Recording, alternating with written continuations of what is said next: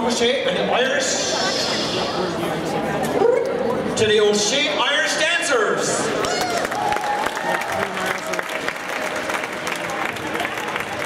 Have you ever in all your life heard so many words said by an MC?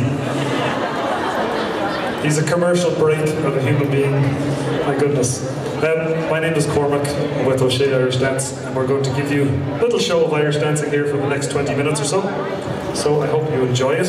We'll kick it off with some reels, with across the whole gamut of reels here. So here we go.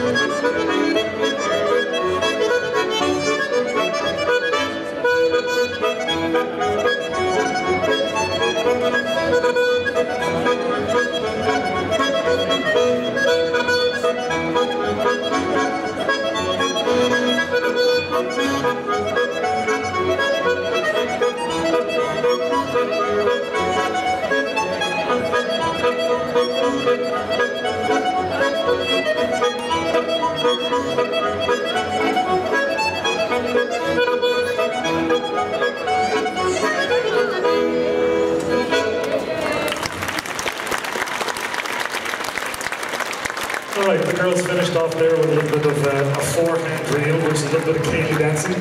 As was mentioned there, the Cayley will be on tonight.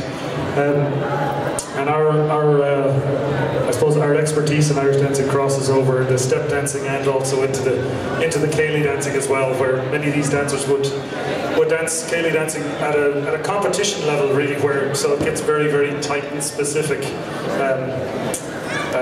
A little bit more formal, you could say, or a lot more formal than what a Cayley would be, and I suppose a lot more formal than what the intention of the dancing was to begin with.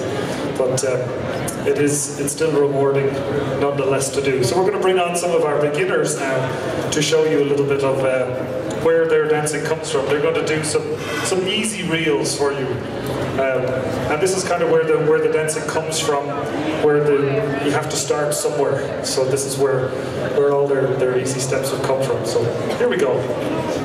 We have smiles now this show. The first show we weren't so sure about smiling, so this time here we are.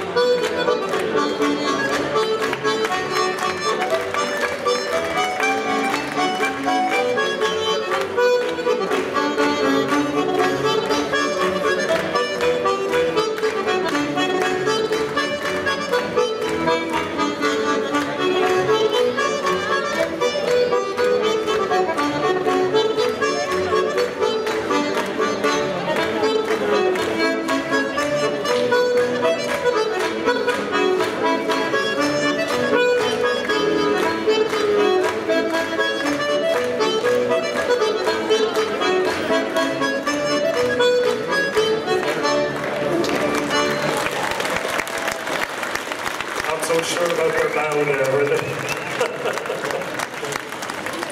Oh God, I think you're striking the fear of God into some of them. So, I'm delighted to say that this is our second year back here in Rochester, and thank you to all of the organising committee, and many of whom I see around here today. But delighted also to see that the weather cooperated this year compared to what we had last year. I still remember walking around with bare feet on the street here last year with the water running everywhere. But we had a blast nonetheless. And we're going to continue on with a little bit of featuring some of our beginner dancers here doing a slip jig. I don't know if any of you know what a slip jig is. It's one of the most unusual time signatures in Irish music, being that it's 9/8 timing. So you just have to count to 3 twice and then start again. 1, 2, 3, 1, 2, 3, 1, 2, 3, start again. And it makes a slip jig. So it's like a jig and a half, really, is the best way to explain it. So they're going to dance a bit of a slip jig here for you. Here we go.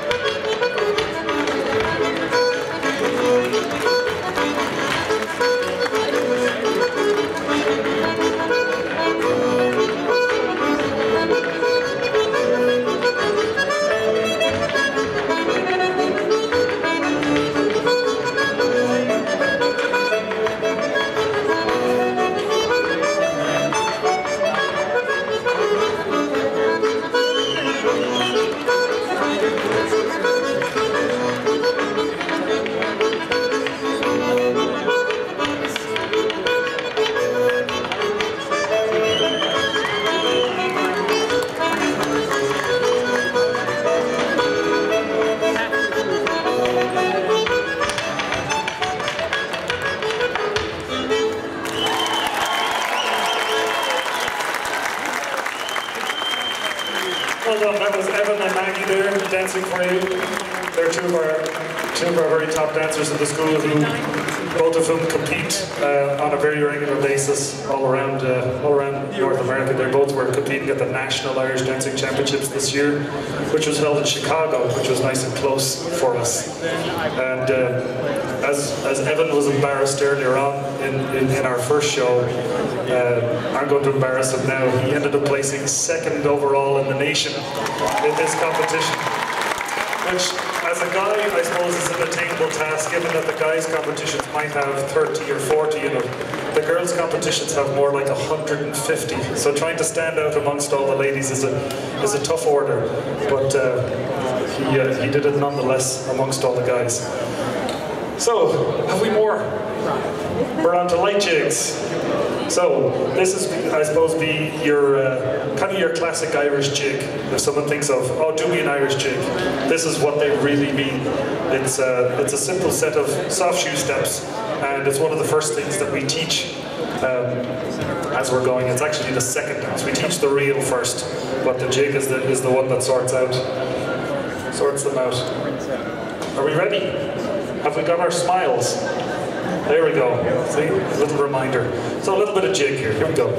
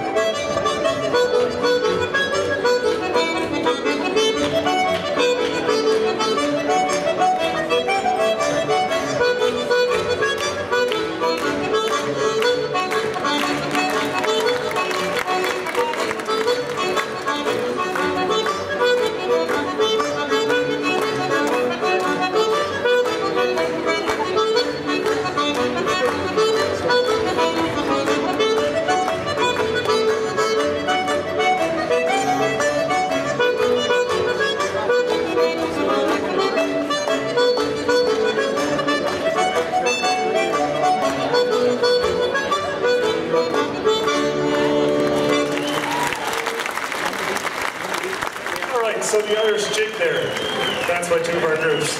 I think the nerves are wearing off, which is good. I don't know if any of you were watching me during that period, I hope not, but as they move forward on the stage, I feel like I'm on a boat or something, or like everything's, the whole stage is shifting around. But I'll try and stay in my corner here. So we're gonna slow down the jig now a little bit, and back to the hard shoe, which is always your favourite, the one that everyone seems to prefer, and I do too, even as their teacher. I prefer the hard shoe. So we'll do a little bit of a slow, hard treble jig here. So I hope you're enjoying it. Yesterday he turned 22.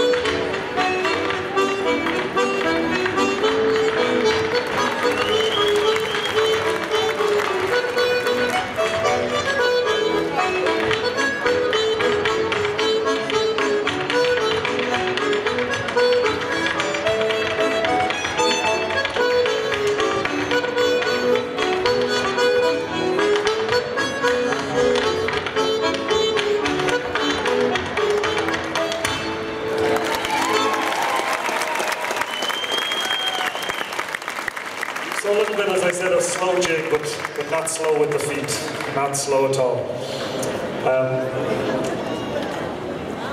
Are we ready for our next one? I don't like to talk too much when I'm up here. But just keep the dancing moving. That's what you're here to see. So we have our next dance up is going to be now.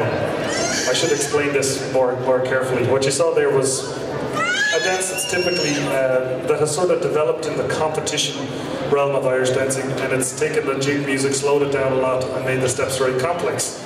But you have to learn how to do that at some point. So all of our younger ones that you saw doing their easy jig and their easy reel are now going to show you how they learn to do their treble dances or their hard shoe dances. So they all have baby little hard shoes, and you might have to listen very closely for them because they don't make a lot of noise. None like the last two that you saw dancing who put holes in the floor. These ones are not quite there yet. So come on up, guys. We're going to have our treble jig. This is your easy treble jig that when you first start learning your hard shoe, this is the first one that they learn. So here we go. Chins up, big smiles.